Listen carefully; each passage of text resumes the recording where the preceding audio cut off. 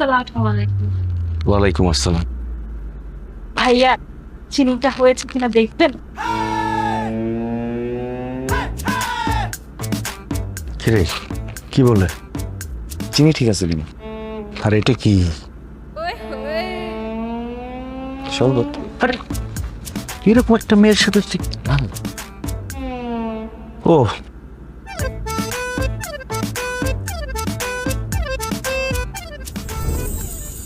আসসালামু আলাইকুম। ওয়ালাইকুম আসসালাম, বসো। ভাইয়া দিচ্ছেন না কেন? নেন না। সমস্যা নেই।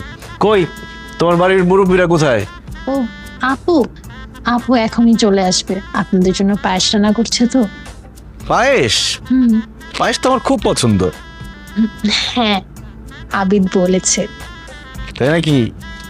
আবিদার কি কি বলেছে? বলেছে আপনি আবিদের মা, বাবা, ভাই সব কিছু, ও আপনাকে অনেক ভালোবাসে। আবিদ 1 ডিগ্রি বাড়াই বলছে। আমরা কিন্তু আরো 1 ডিগ্রি আগে আসছি, চাঁদি নিয়ে আসছি। আজকে তোমাকে বিয়া পড়ায় বাসায় নিয়ে যাব।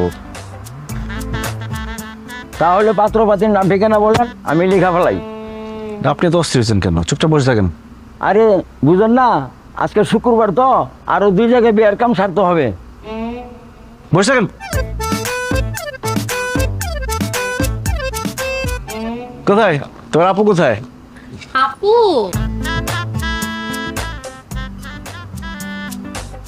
এই তো, I am so sorry too late হয়ে গেল। অসম্ভব।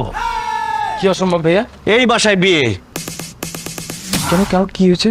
এরকম একটা আনসোশাল, আনকালচার, থার্ড ক্লাস একটা অহংকারী মেয়ের বাড়িতে তোর বিয়ে হতে পারে না।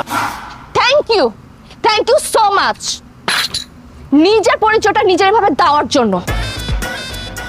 শিলা, তুই কি আমাকে এই আনকালচারড, আনসোশাল, থার্ড ক্লাস, লো স্টারের, ডার্টি মাইন্ডের লোকদের কথা আমাকে বলছিলি? হ্যাঁ, ছি ছি ছি শিলা, তোর রুচির এত অভাব, তুই আমার বোনের এরকম থার্ড ক্লাস রুচি রাখিস। প্রেম করার আগে তোর তো দেখা উচিত যে কোন জাতের ছেলে, কোন স্ট্যান্ডার্ডে বিলং করে, তার কাছে তুই যাইতেছিস। আবিদ, এরকম একটা অসভ্য মহিলার সামনে তুই আমাকে আনছিস? আরে আপু, কি হয়েছে? আমি তো কিছুই বুঝতে পারতেছি না। একটু আগ পর্যন্ত তো ওর ফ্যামিলি নিয়ে তোমার কোনো অবজেকশন ছিল না, তুমি নিজে ওদের জন্য পায়েস বানাইতে গেলা, এখন আবার কি হয়েছে? পায়েস?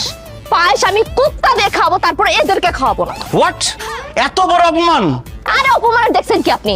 আপনাকে দেখার পর আমি বুঝতে পারছি যে আপনাদের মতো ছোট লোকের বাড়িতে আমার বোনকে আমি বিয়ে দিব না, নেভার এভার। এই কি বলেন আপনি?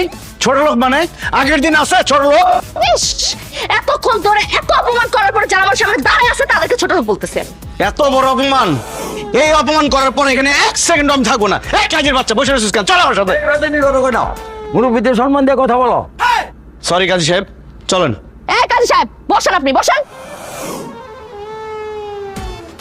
আমার বোনকে দরকার পড়ে আমি রাস্তা থেকে ছেলে উঠাই নিয়ে আসবো, তারপর আমি আজকেই বিয়ে দেবো। আপনি বিয়ে দিবেন, তারপর যাবেন। ওই রাস্তা থেকে ছেলে উঠায় তারপরে বোনকে বিয়ে দিতে হবে। ভালো কোনো ছেলে এই বাসায় এসে আপনার বোনকে বিয়ে করবে না। ফালতু থার্ড ক্লাস বস্তি। এই কাজী সাহেব, ওঠেন, চলেন। কাজী সাহেব, আপনি বসেন। এর আপনার যত যা ভাড়া করছে আপনাকে আমি ডাবল দেব। ফকিরনিদের সাথে আপনার যাইতে হবে না। এই একদম ঘুষা মেরে নাক মুখ ফাটাই বলামো কিন্তু। এই কার বাসায় কার কথা বলতেছিস তুই? হ্যাঁ, জমিলা, জমিলা এদিকে আয়। এই কে রে, কে আমার আব্বার সাথে বিয়ে দিবি কত? তার নাক মুখ ঘুষাই গেলামু। জমিলা, এই থার্ড ক্লাস গুলোর বেরিতে বল, বেরিতে বল। আর হ্যাঁ, যাওয়ার সময় যে 4th ক্লাসে মিষ্টি নিয়ে আসছে না, কোত্থেকে পচা মিষ্টি, এগুলো নিয়ে যেতে বল। মিষ্টি আমরা ফেরত নেই না। এসব ফকিরনিদের জন্য মিষ্টি রেখে গেলাম, খাইস তোরা। 1 মিনিট।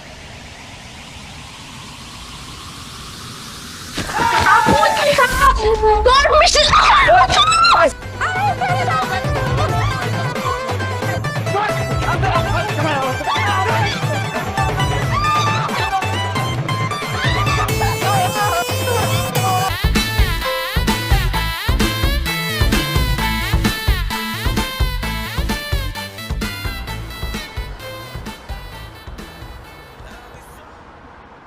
এ কি আপনারা?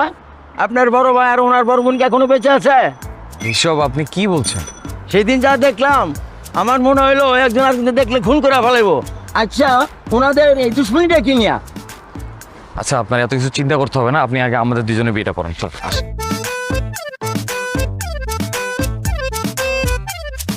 আপনারা বিয়ে করতে আসছেন, সাক্ষী কোথায়? আচ্ছা, ওটা একটু ম্যানেজ করে না। সম্ভব না, সাক্ষী নিয়ে আসেন। আচ্ছা সাক্ষী আসতেছে, আপনি নাম লেখা শুরু করেন। আমি জানি আমি জানতাম আমার বিশ্বাস এই কাজটাই করবি। হ্যাঁ, এই ছেলেকে বিয়ে করে আমাকে ছোট করার থেকে আমি মরে যাই, তা আমি ডিসিশন নিছি আমি আগে মরবো তারপর তুই বিয়ে করবি। হ্যাঁ, আমার লাশের উপর দিয়ে তুই বিয়ে করবি। এই যে দেখ আমি বিষকে মারা যাবো। তুমি খাও না, আমি করবো না, তুমি এক করবি না, কিসের কোনো গ্যারান্টি নাই, কিন্তু আমার গ্যারান্টি আছে। আমি দড়ি নিয়ে আসছি, এই দড়ি দিয়ে ডাইরেক্ট ঝুলা পড়বো একদম। কোমলটা বলে দেখ, দেখ কি হয়। ইন্নালিল্লাহ, দুই দুটা মারার কাছে পয়সা দেবো। ভাই আপনারা মাফ করেন, এই অফিসে জিন্দিগিতে বেশি দিন হবে না, কাজী অফিস ক্লোজ। কাজে আপনি চুপ করেন তো। ভাইয়া তোমরা আসলে কি চাও? কথা পরিষ্কার, তুই এই বিয়ে করতে পারবি না। সেটাই আমিও চাই শিলা তুই এই বিয়েটা করতে পারবি না। দেখছস, আমি যেটা বলছি সেটাই নকল করতেছে। তোরা নকল করতে যাবো কেন? আমি সারাটা জীবন তো আমার খাতা দেখে লেখা তারপর পাস করছস। মোটেও না, আমি আমার ট্যালেন্ট নিয়ে পাস করছি। ওরে আমার ট্যালেন্ট বলে বৃত্তি পাওয়া ছেলে রে। অপমান সহ্য করার একটা লিমিট থাকে, লিমিট কিন্তু ক্রস হয়ে গেছে। আমি কিন্তু কিছু একটা করে ফেলাম কাজী। তো কর না, কর তুই। অপমান দেখছস কি তুই? হ্যাঁ, তোর বাসায় যে আমি আমার বোনটা বিয়ে দিতেছি না, এটাই তো তোর জন্য সবচেয়ে বড় অপমান। Okay fine, decision cancel. এই তুই শালির বিয়ে কর, মানে এই শিলারই বিয়ে করে ফেল, আমার কোনো আপত্তি নাই। শিলা, তুই যদি এই ছেলেরা বিয়ে করছিস আমি কিন্তু এক্ষণ বিষকে মারা যাবো বলতেছি। এইগুলো সব নাটক, এটা কোনো বিষ টিস কিচ্ছু না। আমি শিওর এটা গ্যাস্ট্রিকের ওষুধ আর না হয় ভিটামিনের ওষুধ, এটা খালি কিচ্ছু হবো না। ও তাই? তা তোর যদি বিশ্বাস না হয় তাহলে নে খা। হ্যাঁ খাবো, অসুবিধা কি? এই যে খাইলাম, কি হয়েছে? আরে খাইছি, কি হয়েছে নাকি? আরে এটা সত্যি সত্যি বিষ ছিল শিলা, বিশ্বাস কর আমি মিথ্যা বলতেছি না। আরে ধুর, কিসের বিষ? আমার কিচ্ছু হবো না। কাজী সাহেব আপনি বিয়ে পড়ান। আরে রাখেন তো, আমি বিয়ার সাথে পড়াবে আমি বলতেছি। এটা নিয়ে আগে হাসপাতালে যাওয়াটা কিন্তু সত্যি সত্যি বিষ ছিল। এটা সত্যি বিষ ছিল? হ্যাঁ, আবিদ, আমি তো মনে হয় বিষ খেয়ে ফেলছি। আমার জন্য কেমন লাগতেছে? ও মা গো, এই জন্য তো বলি আমার এরকম লাগতেছে কেন? ডাইনি হচ্ছে, ডাইনি আমার বিষ খাওয়াইছে। আমি যদি মরে যাই, অন্যান্য মামলা করি, ধরে ফাঁসিতে চলে আস। আমার এরকম লাগতেছে কেন?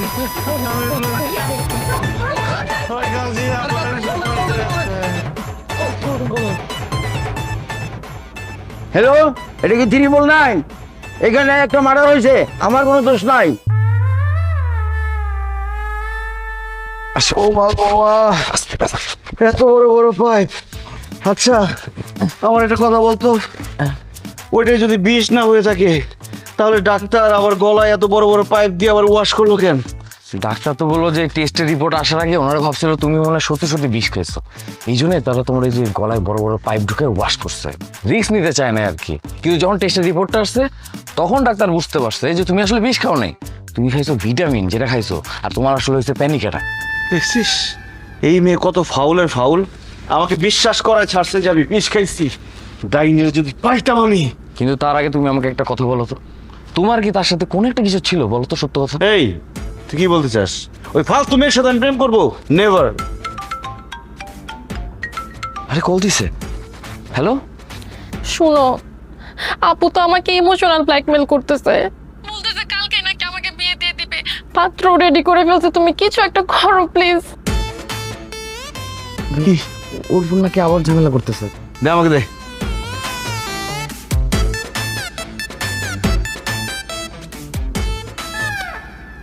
আপু আপু আমার ফোনটা দাও please। একদম চুপ, তুই এখন আর ফোন পাবি না, বিয়ের পর একদম ফোন পাবি।